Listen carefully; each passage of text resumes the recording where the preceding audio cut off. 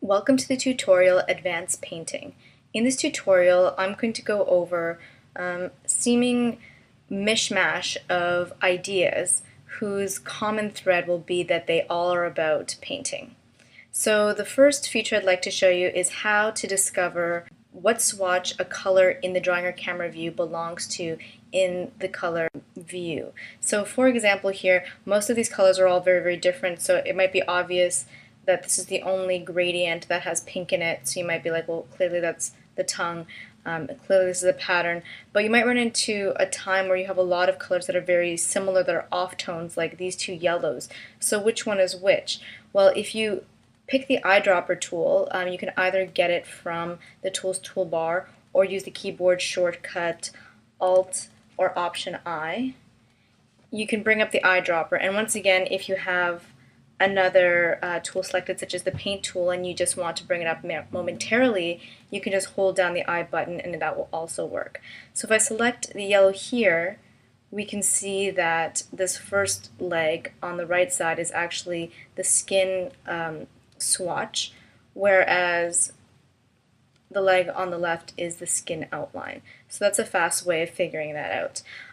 Another way of doing it is actually selecting a swatch in the color view and then going to the top menu and selecting Drawing, select Strokes with Current Color. So when you do that, you'll see that all the strokes that are painted here with the outline color have been highlighted in orange. So we can deselect that. And it also works for patterns, so you can do the same thing, Drawing, select Stroke with Current Color, and then you see just the robe is selected because it's filled with this Japanese print pattern. The next thing I'd like to talk to you about is a linked color swatch feature, and this is very specific to all Toon Boom products. So in most paint programs, if there's an area that's been painted that you would like to then change, you always have to go into the color palette, select a different swatch, and repaint it.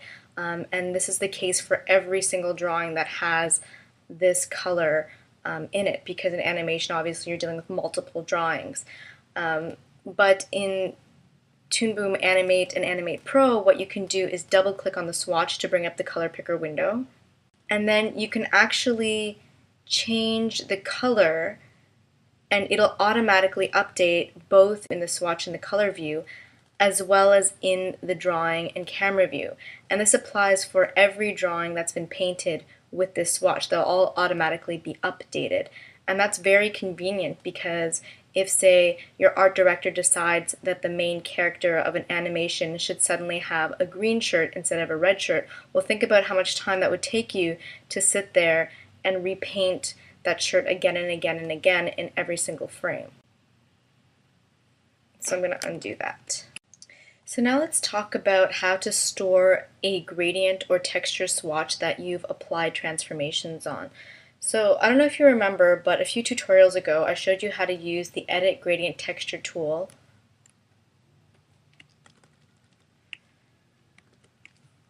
to change the scale, position, rotation, orientation, all those things of a pattern. But then if you decide to use the same swatch and paint another zone, you'll see that the software still scales the texture or gradient according to the zone that it's about to fill. But what if you want to fill it using the same transformations of scale, position, rotation, orientation as it exists in another zone on in the same view? Well, what you can do is store all those transformations for that swatch. So I'll show you what I mean. So let me actually undo that one more time. With the Select tool, select the zone whose position that you like the best, and then in the Tool Properties panel, if you scroll down, click on this button here, which is the Store Color Gradient option. So we'll click on that. Then if we go back to the Paint tool, we just have to enable this button here, which is the Use Stored Color Gradient button, and also have this swatch specifically selected in the color view. And now if we color the same color, you'll see that it's still scaled and rotated the same way as it is everywhere else in the rabbit's robe. Okay, now let's do something really advanced. I'm going to actually go to the rabbit clean layer now and actually deselect the rabbit color. So this is a layer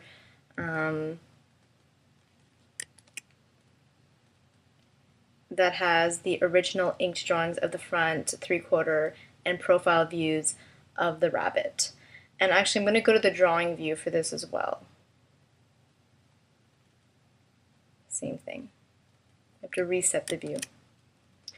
And I'm going to change the select tool. Okay, so what I'm going to do here is I'm going to show you that you can use these drawing layers, I guess we'd call them, at the bottom to separate your line art and your color art. And this is really great because it makes your inking and your painting really flexible.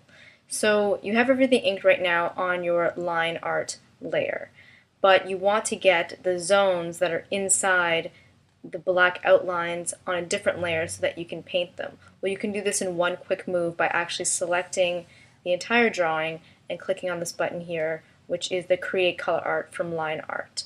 So you can do that. So automatically now on the color art layer you have zones that you can paint and fill, and you can see both the line art and the color art at the same time.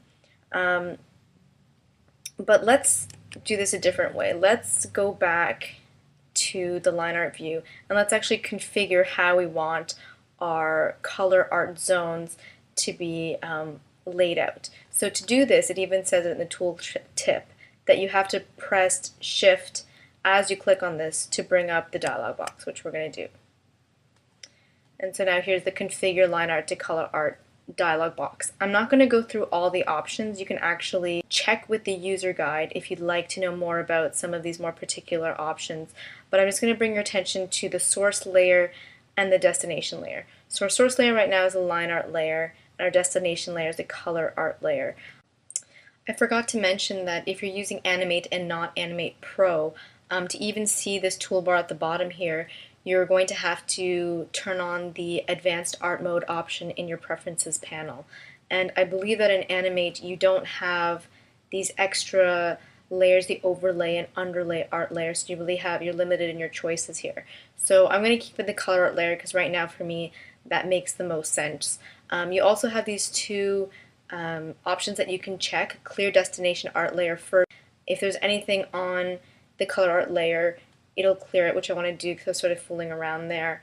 And then perform line art to color operation immediately, which we like to do. So as soon as we press the OK button, all this line art will be then transferred onto the color art layer. So let's say OK. And now if we go back to the color art layer, we'll see, yes indeed, these invisible line zones now exist. So if we go to the camera view and we go to the color art layer, so as you see you can go back and forth, and we'll zoom in a little bit here. You can see at times it's not completely accurate the way that these zones were defined, I guess you could say. So once again you can use the contour editor tool to kind of fix this up a bit. You can use the smooth tool, you can use all the tools that you learned about in previous tutorials to kind of fix this stuff up really quickly if there's a few zones that are out of place. So I'm gonna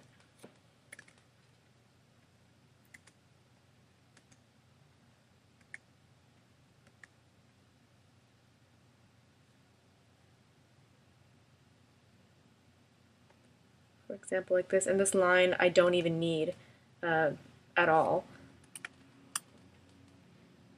And if you've ever used a 3D software program like 3D Studio Max or whatnot, you might have seen this idea of getting rid of vertices. So here we have a lot of these lines that are connected and trying to form triangles, so you can get rid of those pretty easily, and often that's easier than deleting a point, because the problem with deleting points in this situation is that what we're actually looking at are two lines here, and you don't really see that. There's the line that belongs to this shape, and there's the line that belongs to this shape here.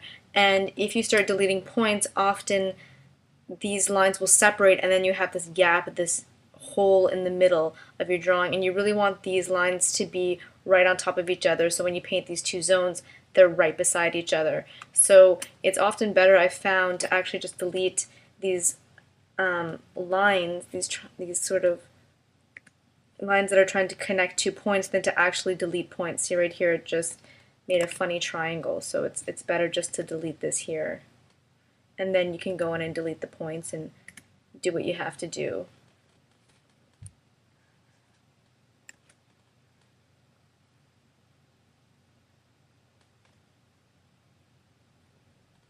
You don't have to be that precise, as long as between the black lines it's not a jumble like that. In Animate Pro, as opposed to Animate, you have 2 extra layers in both the camera and the drawing view, and that's the overlay layer and the underlay layer. These extra layers actually exist as they're called, one on top, the overlay, and one underneath, the underlay. So anything you put in the underlay layer will appear underneath the color and the line layer. And of course the line exists on top of the color because you want your black lines to be on top of any rough edges of a color zone. And what people tend to put on the overlay layers are sometimes shapes that you need separately, like glasses or items like that. Sometimes people put their tone and their highlights on the overlay layer as opposed to on the actual color art layer. On the underlay layer, there's a lot of rough sketching that often goes on, notes that are written. So the one thing you have to be careful of, though, when you're using these different modes is you might get into a position where you start trying to color something or erase or select and it's not happening and you're getting frustrated and you don't know why. Well, often it's because you're not on the right layer within your actual layer. So it's something really to look out for. So we'll go back to the color layer here, because I'd like to show you one more way of how to create color art from line art. So to do this, you need to select the brush tool, and you can do this by using the keyboard shortcut Alt-Option and B. And you'll notice in the Tool Properties panel that the 4th icon is the Automatically Create Color Art button. So I'm going to press that. And then actually I'm going to go to the line art layer, and let me pick a dark color, and I'm going to create a shape. And then when I go to the color art layer, you'll see that a zone has automatically been created. So if I go back to the line art layer and I uncheck this option and I create another closed shape and I go to the color art layer, you'll see that there's no blue central vector line contour here that's been created, because this was created, the shape was created when the automatically create color art mode was turned off. So speaking of invisible lines, I'm actually going to delete these. Another, oh, there's no line art layer. Another use for invisible lines is actually to manually close gaps. So I'm pretty sure on this rabbit there are no gaps, but let me create another shape, sort of with a hole in it like that, with the automatically create color art mode enabled. And let's zoom in a little bit here. So as you can see, there's a gap here, and in one of the previous tutorials we learned about the stroke tool, how it's used to create zones for highlights and shadows, as well as to create an invisible line if you want to have a filled color but without any type of a black or thick outline. But you can also use it to close gaps like that.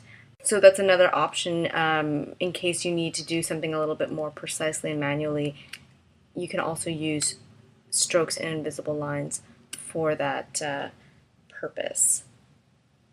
So the last thing I'd like to show you is how to verify that your character has been fully painted. And to do this, I'll have to quickly color the rabbit. And all of this actually needs to be done in the drawing view. So drawing view, I'm on the color layer. Bring up the paint tool and select my skin color and just quickly color the rabbit.